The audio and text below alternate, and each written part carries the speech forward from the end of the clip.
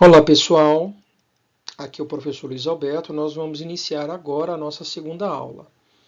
Bom, a nossa segunda aula é a respeito das etapas de uma pesquisa.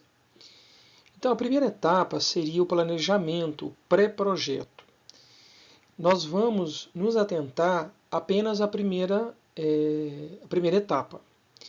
A segunda etapa é a fundamentação, é quando ocorre a leitura, os fichamentos que vão ajudar na nossa pesquisa.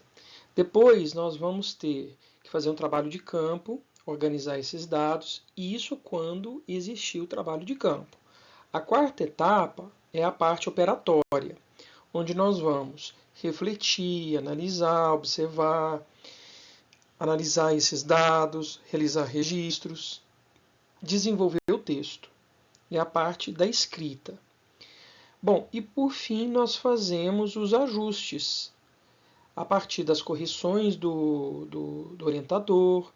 Esses ajustes são de acordo com as normas de ABNT, com a coesão, com a coerência, a ortografia, enfim, é a parte de ajustes. Bom, como eu disse, então nós vamos agora focar na parte do planejamento, que é uma parte muito importante das nossas aulas, é onde nós vamos elaborar uma espécie de esqueleto, esboço do nosso trabalho. Vai ajudar muito a nortear a nossa pesquisa. Bom, então nós temos aqui as etapas da pesquisa, nesse caso, o planejamento, o pré-projeto. Esse pré-projeto, com esses dados, com esses elementos, onde que eles vão aparecer? Eles vão aparecer na introdução. Então, na introdução do seu trabalho, nós vamos ter, por exemplo, mais ou menos aí 1 ou 2 parágrafos para apresentar esses elementos.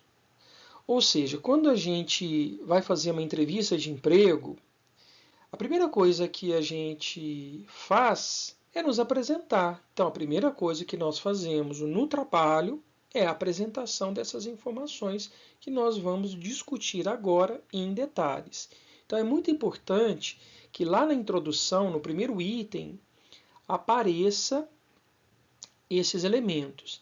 E aí eu só ressalto o seguinte: quando eu enviar para vocês o material, lá vai conter um modelo de artigo.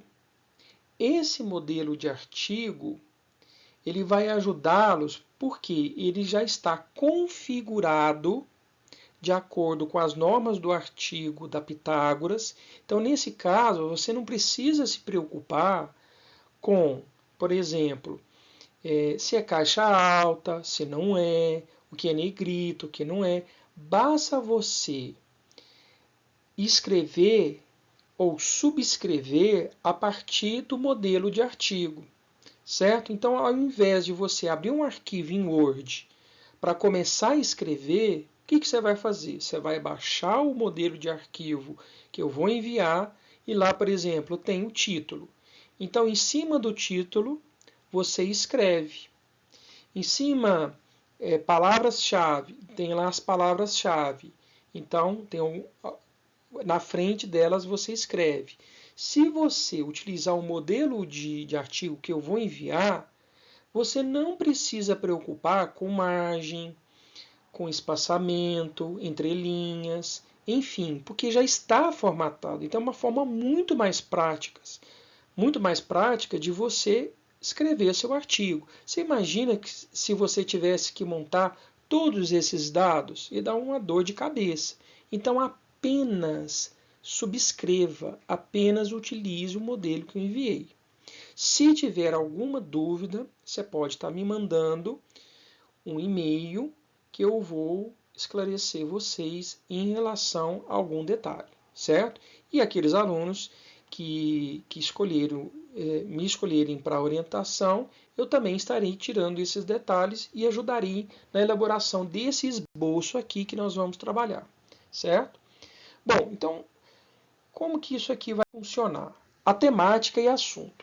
O que seria o assunto. O assunto é o geral e o tema é o específico, bem objetivo. Por exemplo, se eu quero trabalhar com liderança, liderança é um assunto, existe um universo de coisas que eu posso trabalhar dentro de liderança. E eu escolhi, por exemplo, liderança servidora do James Hunter, que é um conceito que ele trabalha no Monge Executivo.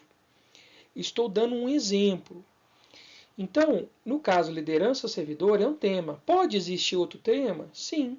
Pode existir, por exemplo, liderança democrática.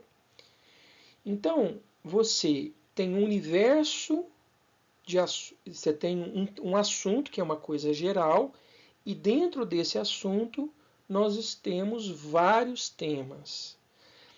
Luiz, eu posso trabalhar com um assunto? Pode. Eu posso trabalhar com um tema específico?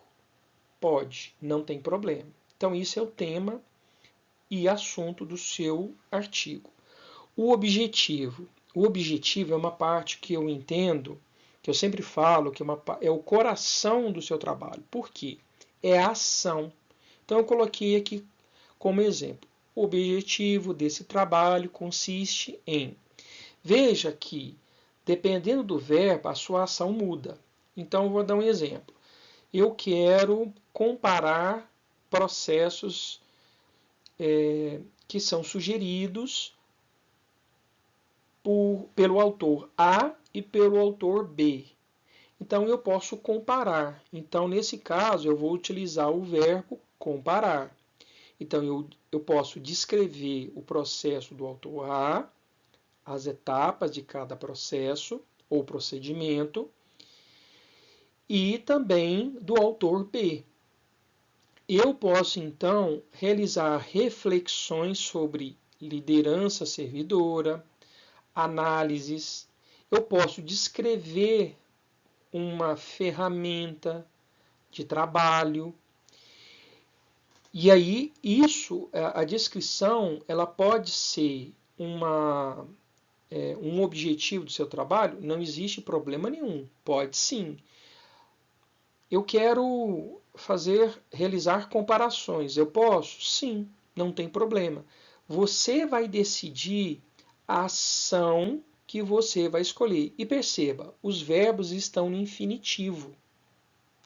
Então, é importante você escolher o tema e a ação que você vai definir. Vai ajudar muito. Bom, o que seria o objeto? O objeto é aquilo que nós vamos pesquisar. Então, por exemplo, eu quero trabalhar liderança servidora, que é o meu tema. Mas eu quero fazer apenas reflexões. Nesse caso, não vai ter um objeto. Seriam apenas reflexões a partir desse tema discutido pelo James Hunter, e liderança servidora é um conceito. Posso fazer reflexões? Sim. Agora, se eu quiser comparar dentro da empresa X, vou inventar o nome da empresa aqui, uma empresa Alves. A empresa Alves é uma empresa de telecomunicações.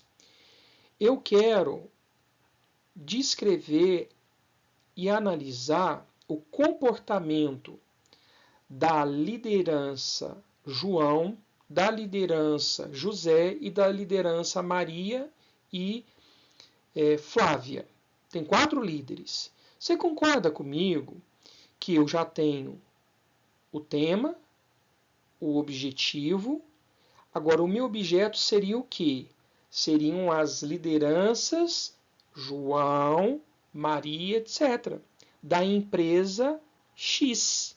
Então, o objeto pode ser um procedimento, um processo, uma metodologia, uma ferramenta, um documento, uma instituição, aí no caso a empresa, uma prática. Pode ser, nesse caso, um líder. No caso de documento, nós temos um universo de documentos. Exemplo, quero entender o motivo pelo qual o turnover na empresa é muito alto. Ou quero entender o motivo pelo qual os colaboradores faltam muito. Então, eu posso pegar relatórios e verificar os motivos de afastamento dos colaboradores. O relatório de assiduidade é um documento. As fichas de entrevista e desligamento do RH para pensar e analisar o turnover são documentos. Então, o objeto é aquilo que vamos pesquisar, certo? Bom, todo trabalho tem objeto? Não necessariamente. Se você fizer apenas reflexões, análises sobre um tema ou um assunto, aí você não vai ter exatamente um objeto. Então, o objeto ele tem uma existência. É algo real a partir do qual você vai pesquisar, certo? Alguns trabalhos vão ter objeto e outros trabalhos não necessariamente. E o que é a justificativa? É o porquê que você escolheu esse tema ou assunto. Então, a escolha da temática ocorreu por conta disso e disso. Pode ser uma justificativa pessoal? Sim. Acadêmica, profissional, social? Sempre é uma inquietação. Posso utilizar várias justificativas? Sim. Então, por exemplo, a escolha dessa temática se deu por conta da relevância do assunto no campo acadêmico, pois nos últimos tempos, a academia tem pesquisado muito esse assunto. Existem alguns temas, em alguns momentos, que são mais pesquisados. Então, isso pode acontecer. Pode ser uma questão profissional? Sim.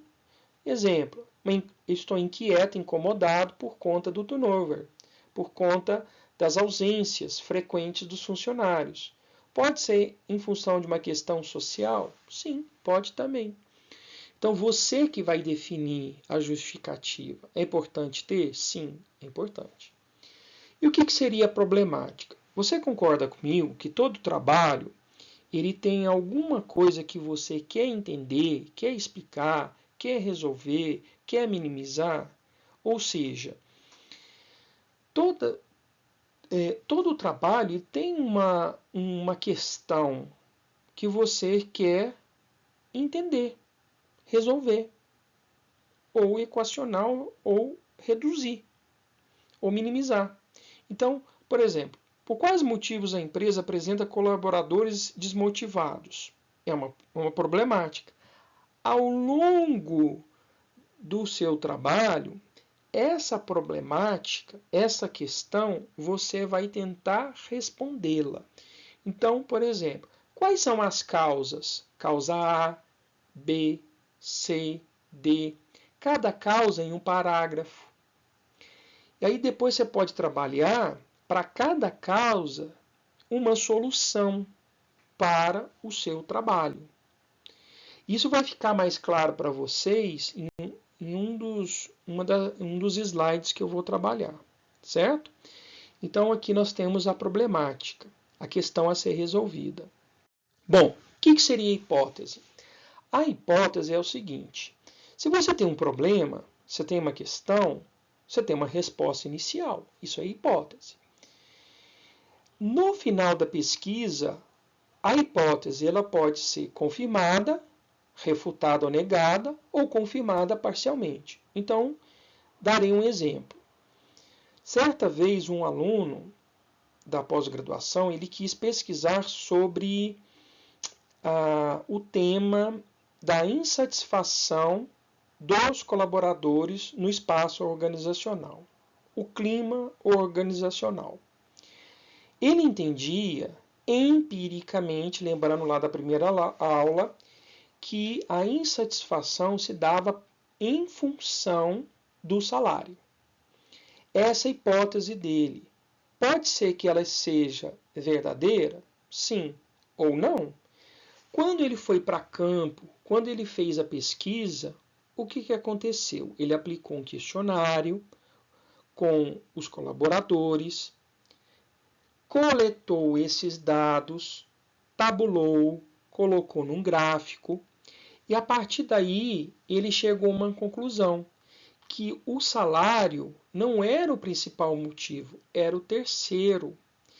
E o principal motivo era a relação liderança-colaborador.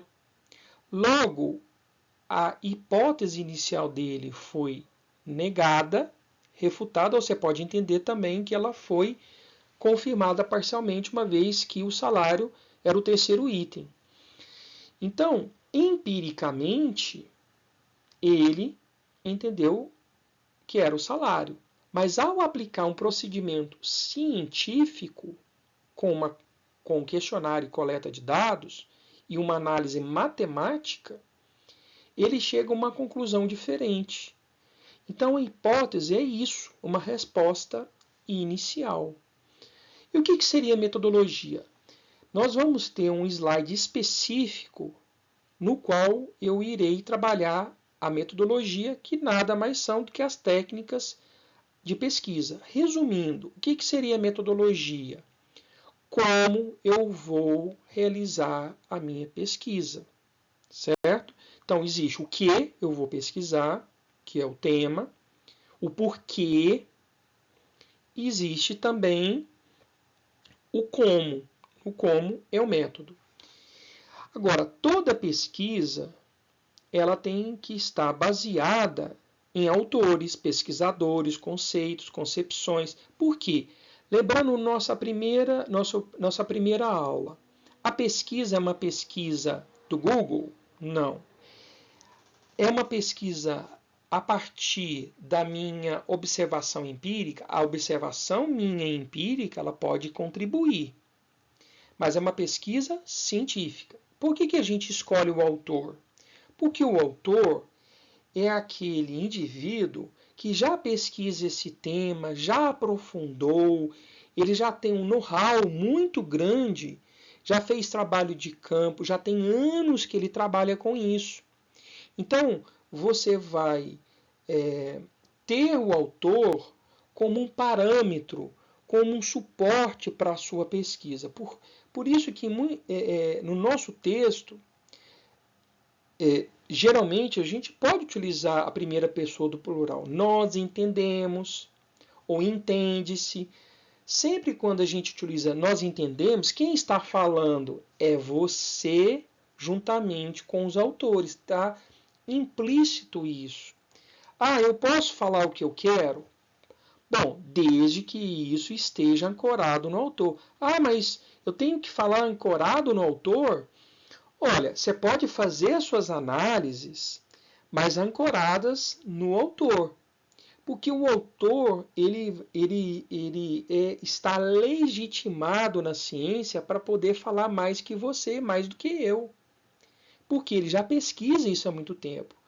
Se você fizer um texto sem estar ancorado na questão científica, no autor, pode, mas não é científico. É igual a história lá do começo, da vozinha que vai passar o tratamento para curar a seborreia no cabelo, no couro cabeludo do bebê.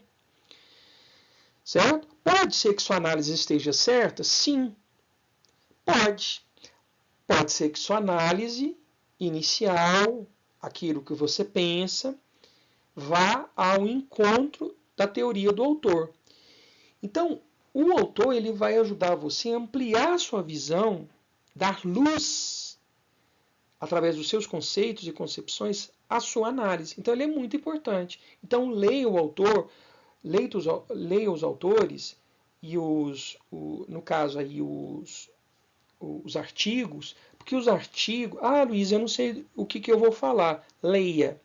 A partir da leitura, você vai ter um conjunto de informações que aos poucos você vai montando e aí você vai elaborando o seu artigo. Então, por exemplo, se eu não ler o artigo, não ler um capítulo de livro, por exemplo, o que vai acontecer? Não precisa você selecionar 100 artigos. Se você selecionar 3, 4 artigos, um capítulo de livro e mais dois artigos da internet, bons, já te ajuda e você faz o trabalho. Você precisa, em média, de 3, 4, 5, 6 referências, no máximo. desde que sejam boas referências. Eu vou passar um site para vocês poderem consultar. Então, aí, como eu disse para vocês, nós vamos ter a parte aí da fundamentação, a parte de campo, a parte operatória, a parte escrita e o encerramento. Bom, então nós finalizamos agora a nossa segunda aula. Um abraço a todos.